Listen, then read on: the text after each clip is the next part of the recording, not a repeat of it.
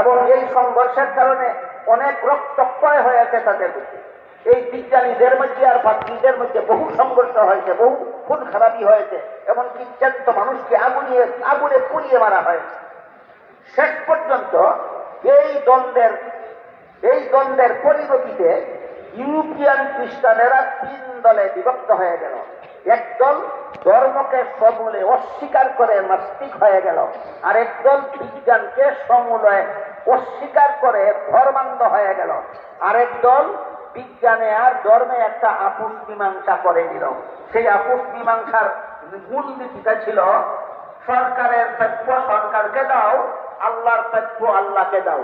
অর্থাৎ মানুষ ব্যক্তি জীবনে আল্লাহর পাওনা আদায় করবে, আল্লাহর তথ্য পরিশোধ করবে উপাসনা অর্চনা ইবাদত বন্দেগীর মাধ্যমে, আর সরকার দেশ শাসন করবে বৈজ্ঞানিক নির্দেশের মাধ্যমে। সুতরাং দেশ শাসন করা সরকারের পাওনা, আর ব্যক্তিগত জীবনে ধর্ম পালন করবে মানুষ, যা মানুষের কাছে আল্লাহর পাওনা। আপোষ মীমাংসাটা এইভাবে হইল, আল্লাহর পাওনা আল্লাহকে দাও, ব্যক্তি জীবনে গিয়ে ধর্ম পালন করো, আল্লাহর পাওনা আদায় করো। সব সমস্যার সমাধান দিয়ে আল্লাহ ইসলামকে পরিপূর্ণ করে দিয়েছেন। সুতরাং এই কথাটা যারা মানে